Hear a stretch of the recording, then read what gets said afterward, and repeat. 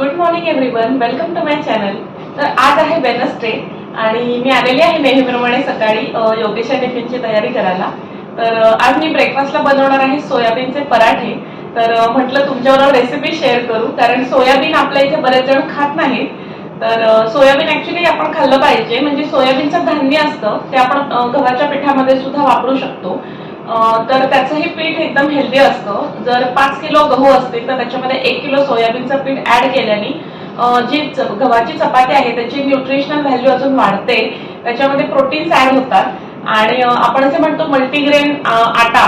तर multigrain आटामध्ये, multigrain रोटीमध्ये सुद्धा सोयाबीनचं पीठ असतं आणि ते प्रोटीनयुक्त असतं. पण प्रत्येकाला जर पीठ करणं शक्य नसेल तर सोयाबीनची वडी पण येते. तर सोयाबीनच्या वडीचे बरेचसे रेसिपीज अवेलेबल आहे. जसं की त्याची करी पण होते, सोयाबीन करी.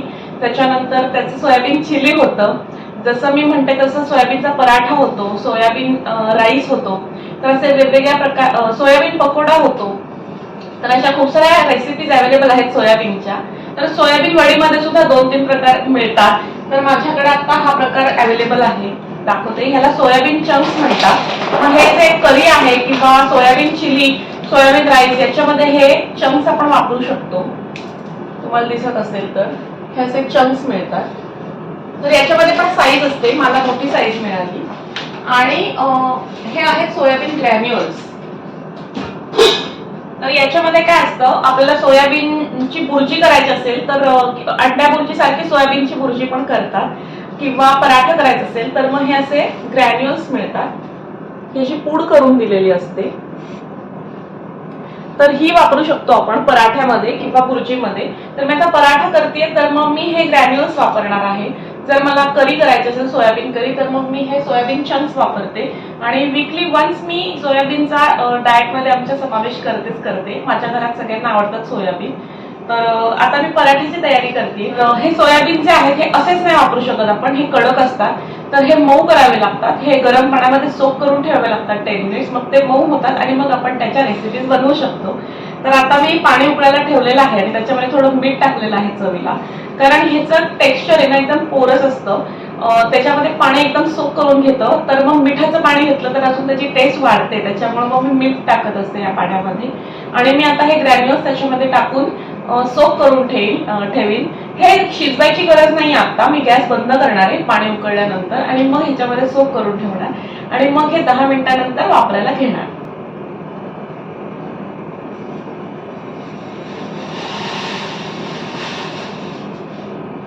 हे बघा मी सोक करून ठेवले. तर आता गॅस बंद करते मी आणि आता 10 ते 15 मिनिटं ह्याला असंच मुरवत ठेवणार आहे आणि त्याच्यानंतर मी दाखवते. हे जेवणाला नवीन टोफू मसाला करणार आहे. टोफू हे पण प्रोटीन युक्त असतं खूप जास्त. तर जसं आपण पनीर वापरतो ना तसंच हे टोफू असतं. फक्त पनीर आपण गाईच्या किंवा म्हशीच्या दुधापासून वापरतो आणि टोफू हे सोयाबीनच्या दुधापासून वापरतो. मुलांसाठी हे खूप चांगलं आहे. आणि बाहेर देशात आहे ना पनीर जास्त मिळत नाही, हे टोफूच अवेलेबल असतं. हे बघा दिसतंय सेम पनीर सारखं. इनफॅक्ट टेस्ट मध्ये पण एवढा काही फरक नाहीये. म्हणजे पनीर इतकं टेस्टी नाही लागत ते. पण ठीक आहे, थोडीशी जवळपास टेस्ट आहे आणि मग त्याच्यामुळे वापरायला काय हरकत आहे. मी जशी पनीर बटर मसाल्याची रेसिपी करत असते तशीच ही टोफू बटर मसाला करते मी. नेहमीप्रमाणे कांद्याची पेस्ट, टोमॅटो पेस्ट आणि आलं लसूण पेस्ट हे आणि काजू याच्यामध्ये पेस्ट करून मग ही या करीमध्ये वापरणार आहे. तर ही भाजी मी आता पटकन बनवून घेते जोपर्यंत सोयाबीन सोक होत आहेत आणि मग पराठ्याच्या वेळेस तुम्हाला दाखवते.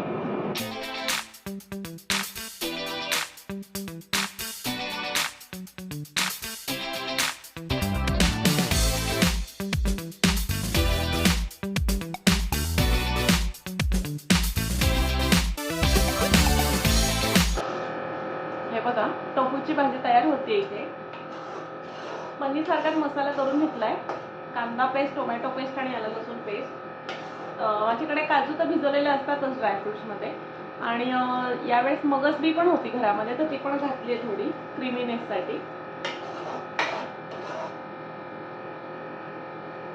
आता हे चांगलं परतून घेईल. आणि इकडे बघा सोयाबीन असे भिजवलेत ना, तर असे छान मऊ झालेले, असे छान मऊ होतात.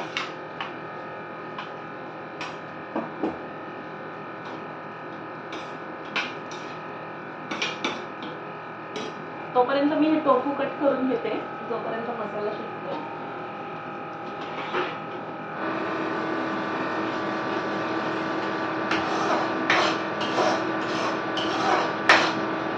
अजूनही हा मसाला थोडासा ओलसर वाटतोय.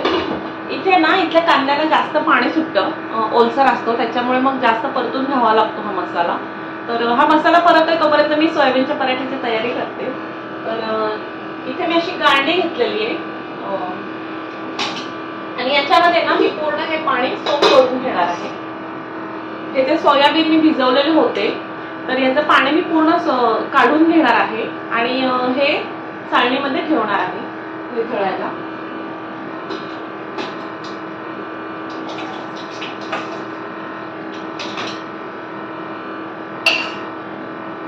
हे बघा, हे पूर्ण मी आता निथळायला ठेवलेलं आहे आणि हे नुसतं असं निथळणार नाही ठेवून, तर हे चांगलं पिळून घ्यावं लागतं, त्यातला पूर्ण पाण्याचा अंश गेला पाहिजे.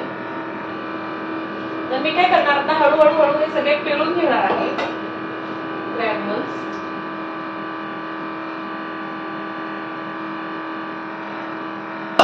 याच्यामध्येच ठेवते मी पिळून. बघा केवढं पाणी निघतंय त्याच्यामध्ये, तुम्हाला दिसत असेल तर खूप पाणी निघतं याच्यात. तर हे भिजवतो ना आपण तेव्हा खूप पाणी सोक करून घेतं, त्याच्यामुळे हे चांगलेसे पिळून घ्यावे लागतात.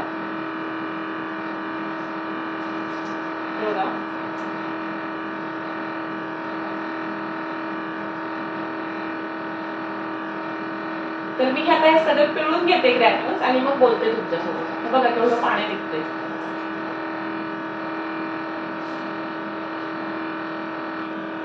जेव्हा करीसाठी वापरतो ना आपण सोयाबीन तेव्हा एवढं पाणी पिळून घ्यायची गरज नाही, पण आपण पराठा करतोय आणि तो छान ड्राय झालं पाहिजे, त्याचं सारण जे स्टफिंग आहे ते ड्राय झालं पाहिजे, त्याच्यामुळे आपल्याला चांगलं ते पिळून घ्यावं लागेल. तर मी पिळून घेते सगळं सोयाबीन ग्रॅन्युल्स आणि मग बोलते तुमच्यासोबत. हे बघा इथे टोफूची भाजी तयार आहे, सेम पनीर सारखीच झालेली आहे. आता थोडी पातळ वाटत आहे पण काजूची पेस्ट आहे त्याच्यामुळे ती घट्ट होत जाणार जसा जसा वेळ जाईल तसा, आणि टिफिन पर्यंत पण घट्ट राहील. आणि ही भाजी भातावर पण मी देणार आहे, त्याच्यामुळे थोडीशी आता पातळ ठेवली, नंतर होईल त्याचं टेक्स्चर बरोबर. मी आहे ना सोयाबीन ग्रॅन्युल्स मस्त पिळून घेतलेले आहेत सगळे. चला तर आपण पराठ्याच्या तयारीला लागू. मी ही भाजी बाहेर नेऊन ठेवते. चला तर मग आपण पराठ्याचं स्टफिंग बनवायला घेऊ. मी एक पॅन ठेवलेला आहे पसरट आणि त्याच्यात तेल टाकते आणि याच्यात आपले सिंपल मसाले टाकायचे जे आपण पराठ्याला टाकतो, ते जसं आलू पराठ्याला पण स्टफिंग करतो.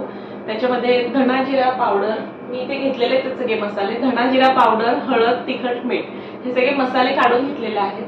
जिऱ्याची फोडणी द्यायची आणि त्याच्यानंतर हे ग्रॅन्युल्स ना चांगले ड्राय होईपर्यंत परतून घ्यायचे आहेत आपल्याला. तर हे ग्रॅन्युल्स मला असे रेडीमेड मिळाले बाजारामध्ये, पण तुम्हाला जर फक्त ते सोयाबीन चंक्स मिळाले असतील आणि तुम्हाला त्याचा पराठा करायचा असेल तर त्याचा सुद्धा करू शकतो. तर ते असे सोक करून ठेवायचे, ते जे चंक्स असतात तर ते असे सोक करून ठेवायचे पाण्यामध्ये, ते पिळायचे आणि मिक्सरमध्ये फिरवून घ्यायचे. जास्त बारीक पूड करायची गरज नाहीये, जस्ट पल्सेस केल्या ना 2-3 टाइम तरी पण ते चांगले ग्रॅन्युल्स सारखेच बारीक होतात आणि मग त्याचा आपण पराठा करू शकतो. आता मी हे चांगले ड्राय होईपर्यंत परतून घेते. मी आहे ना आत्ताच मसाला आणि मीठ घालत नाही, याच्यामध्ये करपत राहील. कोरडं होत आलं आता मी याच्यात मसाले टाकून परत परतून घेते.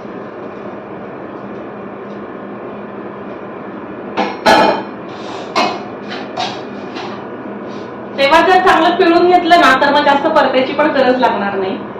तर मी तेव्हा चांगलं पिळून घेतलं होतं गार झाल्यानंतर, त्याच्यामुळे लवकर ड्राय झालेलं आहे ते. आता हे ना थोडंसं थंड होऊन द्यायचं स्टफिंग आणि मग आपण पराठा करू शकतो. तर तोपर्यंत ना मी नॉर्मल टिफिनच्या चपात्या करून घेते आणि नंतर मग पराठे करते. चला तर माझे नॉर्मल फुलके बनवून झालेले आहेत टिफिनसाठी. आता पराठे बनवून घेऊ. तर नेहमीसारखेच पराठे बनवायचे, पण आलू पराठ्याचं जसं स्टफिंग करतो तसं स्टफिंग करायचं आहे. तर हे स्टफिंग तर आपलं रेडी होतं मगाशी, त्याच्यामध्ये मस्त वरून कोथिंबीर घातली ना तर खूप छान फ्लेवर येतो. पण आमच्या इथे कोथिंबीर असं कॉमनली मिळत नाही, कधीतरीच मिळते, नाही आता घरामध्ये, त्याच्यामुळे कोथिंबीर घातली नाही. पण तुम्ही इंडियात असाल तर कोथिंबीर भरपूर प्रमाणात आपल्यामध्ये अवेलेबल असते. पण तुम्ही इंडियामध्ये असाल तर आपल्याकडे भरपूर कोथिंबीर अवेलेबल असते, तर तुम्ही नक्कीच ती वापरा, खूप छान फ्लेवर येईल. चला तर आता पराठा लाटून घेते.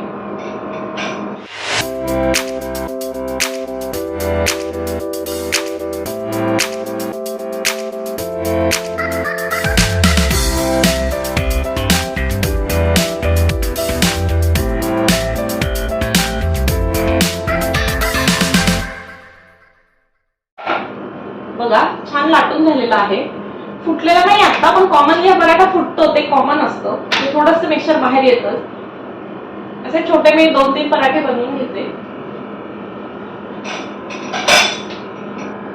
आणि हा मस्त असा तुपावर भाजायचा, खूप छान टेस्ट येते.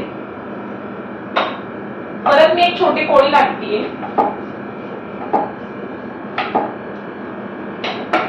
हे बघा याच्यामध्ये सारण भरते.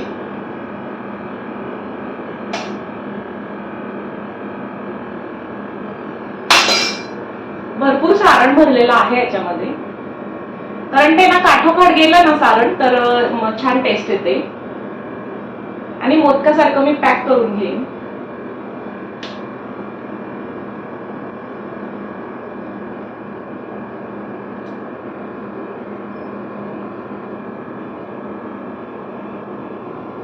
त्याला थोडंसं असं दाबायचंय.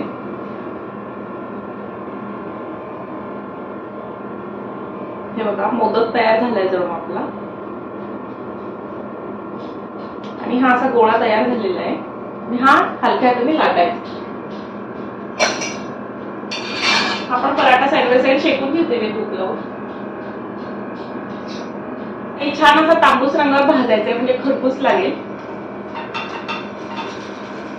तर व्हेज वाल्यांसाठी आहे ना हा बेस्ट ऑप्शन आहे. जर तुम्ही नॉनव्हेज खात असताल आणि एखाद्या वाराला असं असतं ना की आपण खात नाही, जसं की सोमवारी खात नाही, गुरुवारी खात नाही, बरेच लोक शनिवारी खात नाही, तर अशा वेळेस आपण आहे ना सोयाबीनचा पराठा करून खाऊ शकतो. सेम त्याचीच टेस्ट येते.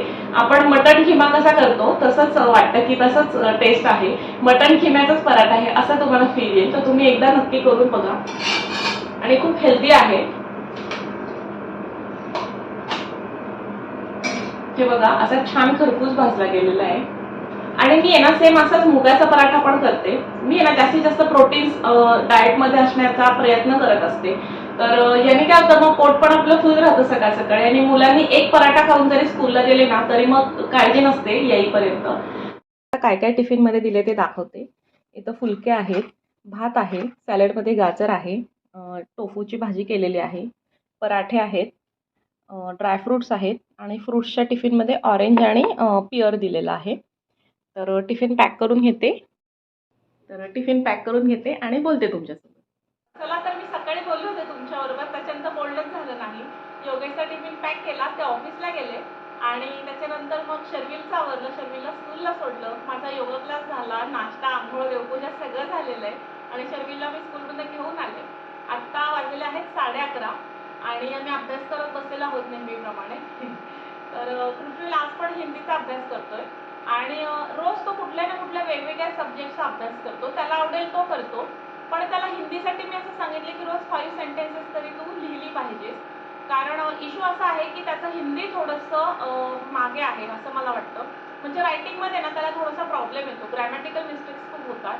तर ही जी इंग्लिश मिडियमची मुलं आहेत ना त्यांचं इंग्लिश बोलून चालून ते सुधारतात. स्कूलमध्येही त्यांना इंग्लिश बोलावं लागतं. त्याच्यानंतर इंग्लिश मिडियमच असल्यामुळे त्यांना इंग्लिश लवकर समजतं. पण हिंदीमध्ये ना आजकाल मुले थोडीशी मागे आहेत असं माझ्या लक्षात आलेलं आहे. कारण मी ट्युशनही घ्यायचे ना तर मुलांचं हिंदी खूप वीक असायचं.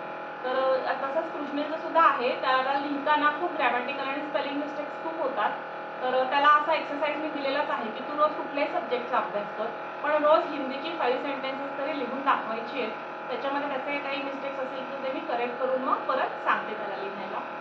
आणि शर्विल आता नंबर्स लिहितोय, आणि त्याचं मी काल तुम्हाला जसं सांगितलं कालच्या व्हिडिओमध्ये की फोनिक्सचा मी त्याचा अभ्यास घेत असते. तर रोज त्यातला मी 8 ते 10 वर्ड्स सांगते आणि त्याचे स्पेलिंग्स तो तयार करतो आणि लिहितो बुकमध्ये. रोज A to Z तो कॅपिटल लेटर्स आणि स्मॉल लेटर्स लिहितो आणि 1 to 100 नंबर्स लिहितो. तर रोजच्या रोज त्याचा हा अभ्यास चालू असतो. Yes, very good. आता नेक्स्ट वर्ड इज पेन. तेवढं फिनिश करतो का तू? नाही, फक्त 50 पर्यंत लिही आणि पेनचं स्पेलिंग लिही. तर मग आता हा आमचा अभ्यास चालूच राहील 12:30 पर्यंत. आता 11:30 वाजले सांगितलं तुम्हाला. तर त्याच्यानंतर मी विचार करत होते की उद्याच्या ब्रेकफास्टची थोडी तयारी करून ठेवावी. तर मला आहे ना आधीच डिसाईड करावं लागतं आदल्या दिवशी की उद्याचं मेन्यू काय करायचं आहे, त्याप्रमाणे मग मला तयारी करता येते. तर मी विचार करते की उद्या ब्रेकफास्टला आप्पे बनवावे, कारण आप्पे मी बरेच दिवस बनवले नाही आणि आप्पे सगळ्यांनाच आवडतात घरामध्ये. शक्यतो मी असेच आयटम्स चूज करते जे सगळेच खातील, म्हणजे मला अजून प्रत्येकासाठी वेगवेगळं नाही करावं लागणार. जसं पोहे केले ना मी तर सगळेजण खातात, मुलांना हे आवडतात, योगेशला हे आवडतात, मला हे आवडतात. पण उपमा केला ना तर योगेश आणि मीच खातो, मुलं खात नाहीत उपमा. तसंच दलिया, गव्हाचा दलिया आहे त्याचा पण उपमा खरं तर मला आणि योगेशला खूप आवडतो भाज्या वगैरे घालून, पण मुलं खात नाहीत. मुलांना मग काहीतरी परत वेगळं करावं लागतं. तर मोस्टली मग मी असे आयटम्स ना अवॉइड करते. असं करते की असा काही ब्रेकफास्ट बनवते की सगळ्यांना एकसाथच होईल, नाहीतर मग बराच वेळ कुकिंगमध्येच जाईल माझा. तर मग उद्या आप्पे बनवायचा असा विचार करतेय.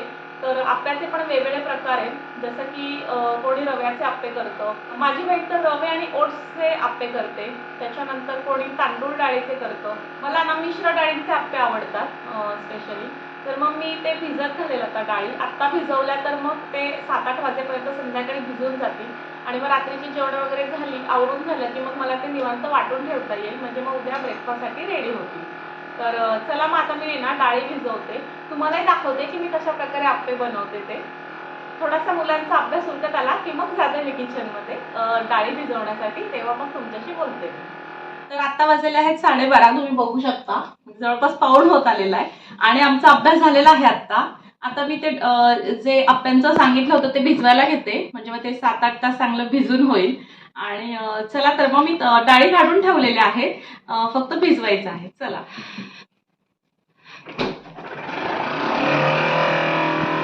इथे मी सगळ्या डाळी काढलेल्या आहेत आणि काही लोक आहे ना डाळ आणि तांदूळ दोघांचं भिजवतात एकत्र करून आणि त्याच्यामध्ये मेथ्या पोहे हे सगळं घालतात, म्हणजे जसं आपण इडलीचं बॅटर कसं बनवतो तसंच बनवतात. पण मी आहे ना हे फक्त डाळींचे आप्पे बनवते, मला जास्त प्रोटीनयुक्त हवेत म्हणून, मला त्याच्यात बाकी काही घालायचं नाहीये. तर मी काय करणार आहे, चना डाळ आणि मूग डाळ जास्त घेणार आहे आणि मसूर डाळ आणि तूर डाळ थोडी थोडी घेणार आहे. तर मग हा अर्धा कपचा आहे हा चमचा. तर मग मी अर्धा कप तूर डाळ घेते, सॉरी अर्धा कप मी चना डाळ घेते आणि त्याचबरोबर अर्धा कप मूग डाळ घेतेय. मी तुम्हाला सांगितलं होतं ना मागच्या वेळेस होम टूरच्या व्हिडिओच्या वेळेस की मी आहे ना असे पाउचेस आणलेले आहेत डाळींसाठी, याच्यामध्ये ठेवते, म्हणजे ते राहतात पण चांगले, कीड पण लागत नाही त्याला आणि कम्फर्टेबल पण आहेत वापरण्यासाठी. तर मी अर्धा कप ही मूग डाळ पण घेतलीये आणि ना तूर डाळ आणि मसूर डाळ ना मी ह्या छोट्या स्कूपने घेतली, हा 1/3 कपचा स्कूप आहे, तर याच्यात घेते. पण तूर डाळीने ना पित्त होतं, ऍसिडिटीचा मला थोडा त्रास आहे म्हणून मी ती थोडी कमीच वापरते. इथं थोडासा पसारा दिसत असेल तुम्हाला, कारण क्लीनर आली होती आज आणि मग तिने सगळे भांडे वगैरे क्लीन केले, किचन पण क्लीन केलंय. ती ना अल्टरनेट डेज येते, तर ज्या दिवशी ती येते ना त्या दिवशी मला थोडासा आराम असतो, मला किचन क्लीन करायला लागत नाही, ती करून घेते आणि भांडी वगैरे पण क्लीन करते, कपडे वॉशिंग मशीनला लावते, वाळत घालते आणि सगळं घर पण क्लीन करते. तर आता मी छोट्या स्कूपमध्ये ही मसूर डाळ घेतेय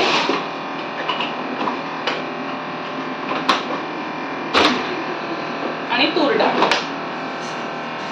बस मी याच्यामध्ये काही पोहे मेथ्या तांदूळ काहीच वापरणार नाहीये, मी फक्त याचेच भिजवणार आहे आणि इतके छान क्रिस्पी होतात ना. मी बनवते नेहमी मुलांसाठी, पण आता बरेच दिवस झाले मी बनवलेलं नव्हतं, म्हणून लक्षात आलं की तो एक वेगळा ब्रेकफास्ट होऊन जाईल. आज वाटलं की मी उद्या सकाळी ब्रेकफास्टसाठी हे स्टीम करेल, तर हे स्टीम करताना मग मी त्याच्यामध्ये भाज्या घालेल भरपूर, मग भाज्या घालून पण त्याची टेस्ट अजून छान येते आणि त्याची न्यूट्रिशनल व्हॅल्यू पण वाढते. तर हे बघा, हे एवढं असं झालेलं आहे मिक्सचर,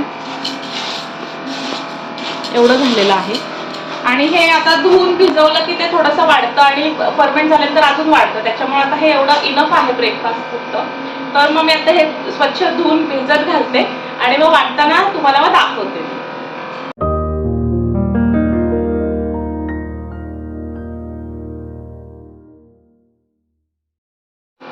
तर ना हे भिजत घातलंय आणि आता जेवण करणार आहे आम्ही. शर्वीला जेवण दिलेलं आहे, हे बघा शर्वी जेवण करतोय आणि टीव्ही बघतो एका साईडला, त्याला जेवताना टीव्ही लागतो. एवढा वेळ अभ्यास केला तो, त्याच्यामुळे मग आता म्हटलं की भूक लागली आणि जेवता जेवता टीव्ही बघायचा आहे. आता त्याचं 1-1:30 वाजेपर्यंत जेवण होईल आणि मग त्याला मी झोपायला नेईन. त्याच्यानंतर मग उठल्यानंतर मग मी त्याला गार्डनमध्ये नेईल. तर मग संध्याकाळी आपण भेटूया. आता 5 वाजलेले आहेत आणि मुलांचा अभ्यास झाल्यानंतर जेवण केलं आम्ही आणि त्याच्यानंतर थोडा आराम केला. मी पण थोडा वेळ पडले होते आणि आता आवरून मग आम्ही आता निघालेलो आहे सायकलची राऊंड मारायला, जे की कधी चुकत नाही. शर्विल उठल्या उठल्या त्याला सायकलची राऊंड मारायला लागते. आणि आज कृष्णील पण आहे आमच्याबरोबर. तो गेला होता गार्डनमध्ये, पण कोणी आलीच नाहीत मुलं खेळायला, कारण बरीचशी मुलं आजारी आहेत. इथं थोडंसं वातावरणाच्या चेंजमुळे बऱ्याचशा मुलांना व्हायरल झालेलं आहे, त्याच्यामुळे बरेच त्याचे फ्रेंड्स आले नाहीत. तर तोही आज आमच्याबरोबर आहे. तर मग आता हे दोघंच खेळतील, कृष्णील आणि शर्विल. तर या दोघांमध्ये ना ॲक्च्युली 6 वर्षांचा गॅप आहे, पण असं वाटत नाही ते खेळताना की त्यांच्यात एवढा गॅप आहे. ते ॲक्च्युली खूप छान प्रकारे खेळतात. जसे 2 फ्रेंड्स खेळतात ना, तसेच दोघं खेळतात. कृष्णील खूप ॲडजस्ट करून खेळतो शर्विलची, त्यामुळं कधी कधी म्हणजे कोणी फ्रेंड्स जरी नसतील ना तरी काही फरक नाही पडत. दोघांची इतकी मस्ती चालू असते ना की असं काही फरक नाही पडत, दोघांना एकटं वाटत नाही. तर चला, तर मग आता आम्ही जरा चक्कर मारतो आणि गार्डनमध्ये पण खेळतो.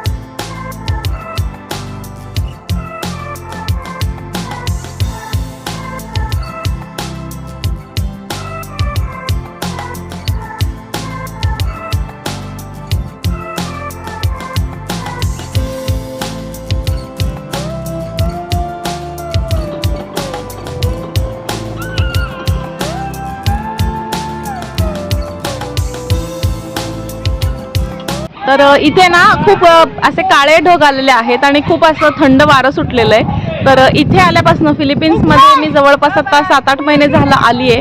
तर तेव्हापासून पहिल्यांदाच मी आहे ना थंडी एक्सपिरियन्स केली आहे. कारण विंटर सीझन तर कधीपासून डिसेंबरपासूनच चालू झालेला आहे, पण थंडी अशी कधीच जाणवली नाही. म्हणजे थोडंफार वारं फक्त यायचं, जास्त थंडी नव्हती. पण आज मात्र जास्त थंड वारं सुटलेलं आहे. तर हे काय गार्डन पण रिकामं झालंय, सगळे गेलेले आहेत घरी. आत्ता एवढे मुलं होते खेळायला इथे, अचानक काळे ढग आले आणि थंडी जाणवायला लागली, त्याच्यामुळे मग गेलेत आता सगळे घरी. आम्ही पण आता घरी जातो. मला अजून ते आप्यांचं जे भिजवलेली होती डाळ ते वाटायचं आहे, ते आहे माझ्या डोक्यामध्ये, त्याच्यामुळे आता घरी जाते आणि आधी जेवण करतो आणि नंतर मग ते वाटायला घेते, तेव्हा मग मी बोलते तुमच्यासोबत. तर मग आम्ही घरी आलेलो आहे, 6:30 वाजलेले आहेत आणि जेवायचं आहे. जेवणाच्या आधी म्हटलं हे बारीक करून घ्यावं, जे आप्याचं भिजवलं होतं सकाळी ते. आणि संध्याकाळी आता काही स्वयंपाक नाहीये मला, कारण की योगेश आहे ना ते जेवायला नाहीये. त्यांचे एक कलिग येणार आहेत US वरून, तर ते तिकडे गेलेले आहेत त्यांच्याबरोबर डिनरसाठी ऑफिसमधनंच. त्याच्यामुळे मग दुपारची भाजी होती टोफूची, तर मग मी आता फक्त चपाती करणार आहे मुलांसाठी. आणि त्याच्यामुळे म्हटलं मग आता वाटूनच घेऊयाच, स्वयंपाक नाहीये तर मग आता आहे ना हे छान भिजलेले आहे डाळ. हे बघा, हे सगळे डाळी खूप छान मऊ झालेले आहेत आणि मी आता वाटण करून घेणार आहे. हे जे आप्याचं मिश्रण आहे ना ते थोडंसं मी जाडसर ठेवते, म्हणजे मग त्याला असं छानपैकी रवा टेक्स्चर येतं आणि क्रिस्पी होतात आप्पे. त्याच्यामुळे मग मी थोडंसं जाडसर असं ते आता वाटून घेईन आणि याच्यामध्ये फर्मेंट करायला ठेवून दे. तर झालेलं आहे बॅटर बनवून. तर हे असं घट्टसर मी वाटून घेतलेलं आहे. बघा, असं घट्टसर वाटून घेतलेलं आहे. हे ठेवून देणार मी आता फेटून आणि उद्या त्याचे आप्पे बनतील. आप्पे पण मी तुमच्या बरोबरच बनवणार आहे उद्याच्या भागामध्ये. तर आता काही नाही, आता कृष्णील पण आलेला आहे खेळून. शर्विलला तर मी मगाशीच माझ्या बरोबर आणलं, आता कृष्णील आलेला आहे. मुलांना तर जेवायला देते मी आणि जेवल्यानंतर बाहेर तर आज जाणार नाही, कारण बाहेर थंड वार सुटलेला आहे. तर घरातच थोडा वेळ टाइमपास करू, आम्ही मस्ती करू आणि त्याच्यानंतर मग 9 वाजता झोपून जाऊ. तर असा होता आजचा दिवस माझा आणि असं होतं माझं आजचं रुटीन. तर तुम्हाला आज आजचा व्हिडिओ कसा वाटला हे मला कमेंटद्वारे नक्की कळवा आणि माझे व्हिडिओज आवडत असतील तर माझ्या चॅनलला लाईक करा, शेअर करा आणि सबस्क्राईब करा. Bye everyone.